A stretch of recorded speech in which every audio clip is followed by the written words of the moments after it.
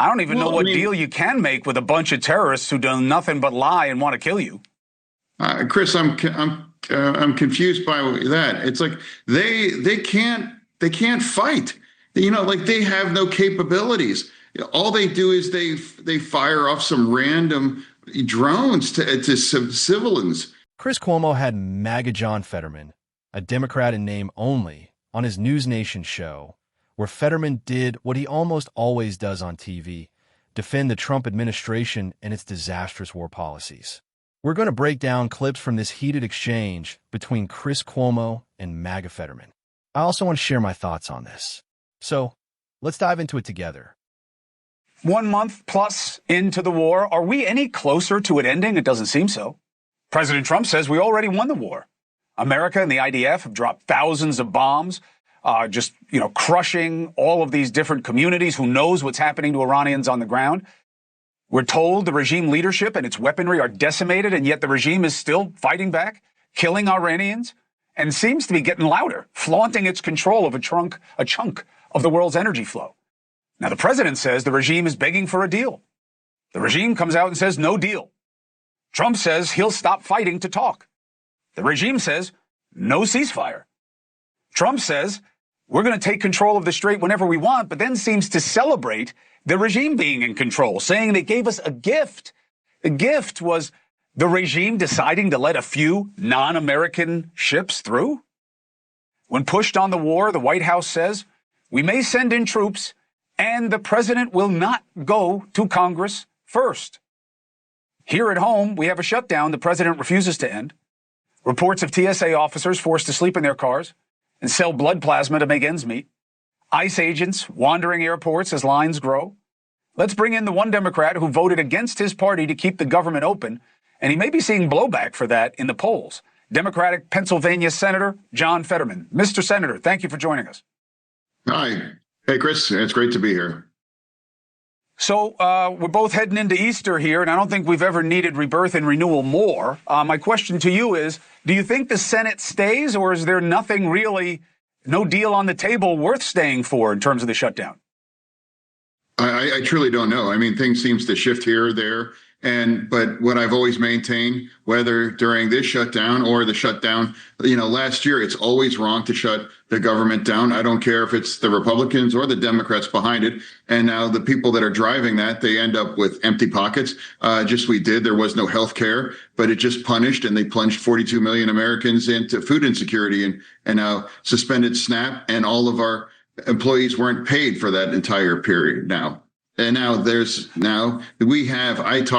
I'm traveling every year, and I talk to TSA agents, and uniformly they are desperate. They are angry and they are exasperated, where I'm like, why are we doing this? We just don't get it. I mean, these are not rich people. They make around $50,000 a year. That should be our wheelhouse. These are the kind of people that we should be fighting for. And now we're talking about affordability, and now we're denying them to their paychecks.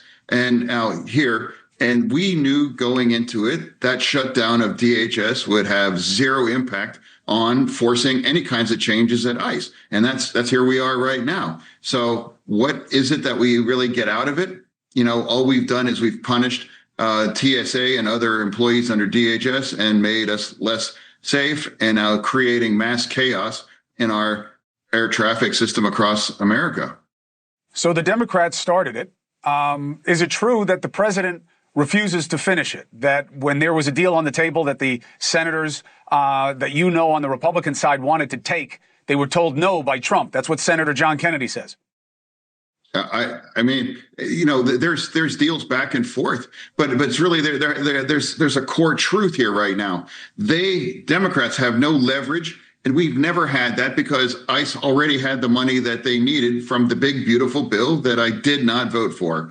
We had no leverage over it. And now they haven't agreed to any significant kinds of changes that we were demanding, and now I called for Noam to be fired. She was. And now we had an opportunity to work with someone. And in this case, Senator Mullen, now Secretary Mullen, was a friend. And I had the ability to work with him directly. You know, he invited me to go to Turks and Caicos. If people remember, Americans were looking at a decade in prison because of a couple random bullets in their luggage. And we worked together, and not one single American, ended up going to prison. So he's a competent and an honest and a committed guy. Oh, that's interesting.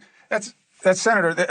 Take one more step on that for me, because I got to tell you, I was surprised. I thought that your vote was, hey, look, presidents get to pick their staff. I'm not going to hold this up. I'm voting. That's what I thought it was. I didn't know that you thought he was a good fit for the job, because I've never seen anybody in that position with no experience in law enforcement, let alone Homeland Security.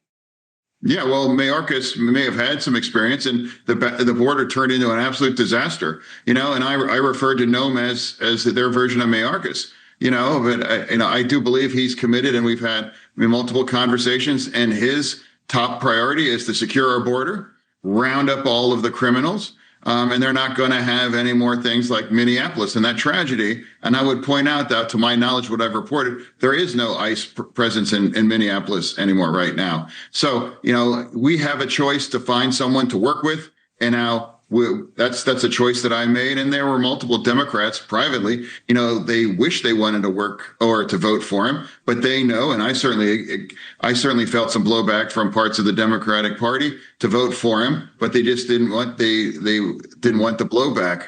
And any of the Democrats who vote for him should face blowback. And MAGA John Fetterman should get blowback on this too. As Chris Cuomo said, and I covered this in another video about a week ago, he's not qualified for this job. Markwayne Mullin is an idiot. I constantly say he's the dumbest senator in America. And yes, I know people will bring up Tommy Tuberville, but Tuberville at least has a master's degree, I believe. I know that doesn't make someone a genius, but Markwayne Mullin doesn't even have a college degree. And I love John Fetterman's reasoning here. It's like, well, these other people really suck, so, let's put this guy in there. And it's like, okay, maybe he's slightly better than the others who sucked. I don't think he will be, because he's an idiot. But think of how low that bar is. Instead of, as Chris Cuomo says here, recognizing that the guy's not qualified for the job, they couldn't find anyone who actually was qualified. I get it, it's the Trump administration. Nearly everyone there is unqualified, but they couldn't find someone with law enforcement experience, as Chris Cuomo pointed out, or someone with DHS experience. Is there really no one out there besides this clown, Markwayne Mullin, who throws tantrums in congressional hearings?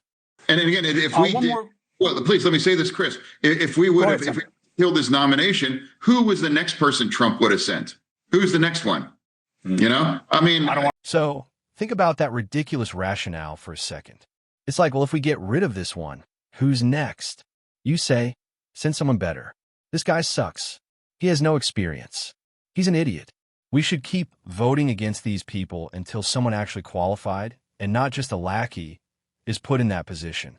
That's exactly what John Fetterman and all the Democrats should be saying. Well, for like the poll, that's just not accurate. There is one that's not valid. There was one around that same time that I'm 50-50 with Democrats. That's a fact. That too. And that in 2023 isn't relevant right now. Without a doubt, there are some Democrats, but it's, that's not really an accurate number, honestly. Listen, I appreciate your take on it, and we'll see what happens when your primary comes up. A lot can change. The morning consult, they came out roughly that same time, and I'm at 48, 49 with Democrats, and I was in the 60s for Republicans. Without a doubt, I for some strange way, I am more popular with Republicans, which is it's confusing because I vote in the 90s Dem line. And I haven't voted for the big ticket Trump ones like Big Beautiful Bill or Save Act, and for those things. So, there's a lot of misinformation, I guess, but I am guilty of being a very proud supporter of Israel, and I do support Epic Fury. Let me ask you about Epic Fury. Do you think that you have a good handle on what's going on? As you heard me say off the top, there's a lot of mixed information coming out of this. We're now in the 5th week of this situation, and it doesn't seem like the regime is ready to lay down arms and make a deal. And I don't even know what deal you can make with a bunch of terrorists who do nothing but lie and want to kill you. Chris, I'm confused by that. It's like they can't fight. Like they have no capabilities. All they do is they fire off some random drones to civilians. I mean, they don't engage in a military way. Those cowards fire just random drones and they hit civilians. They have no ability to stop. We could have bombed them and do whatever that they want. We want right now. So it's just silly, tough talk that they can't back it up. Their entire apparatus has been destroyed. And if firing a drone at some civilians, that's not the military.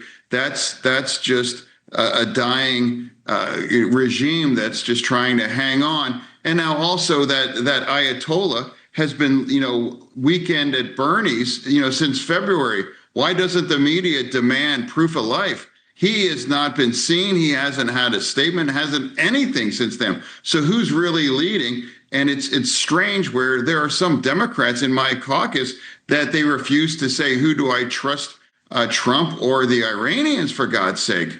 It's sad. It was sad to me when, my leader refused to describe it's a good thing that the Iranian military apparatus has been severely diminished on Morning Joe a couple of days ago. Why can't we say that's a good thing? Why can't we all agree that this evil regime has been broken and now all they can do is put out false, weird AI videos, and they can't even produce the Ayatollah. And if they want to wield his body around and pretend that they have any leadership, and now if someone thinks that firing some drones at civilians, that's not a military, because they haven't been able to engage on a military level right now.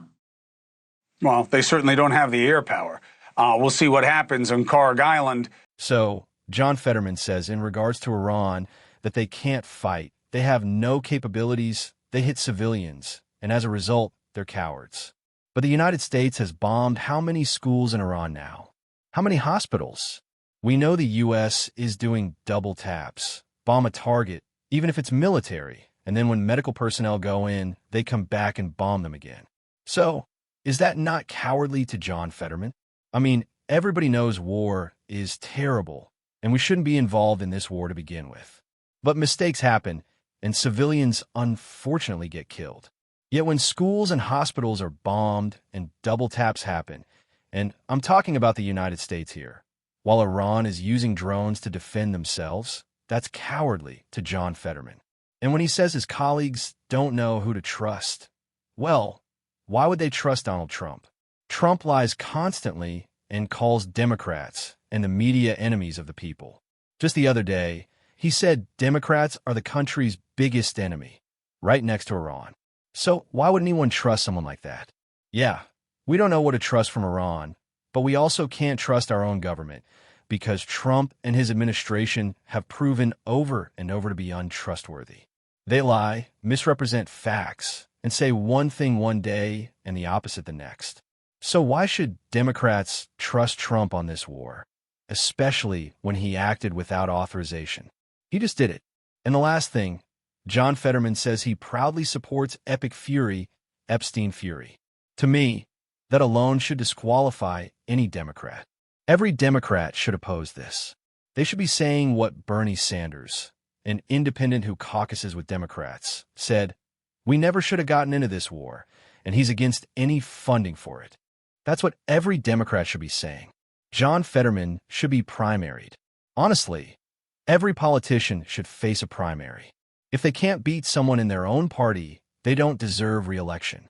John Fetterman especially should be primaried.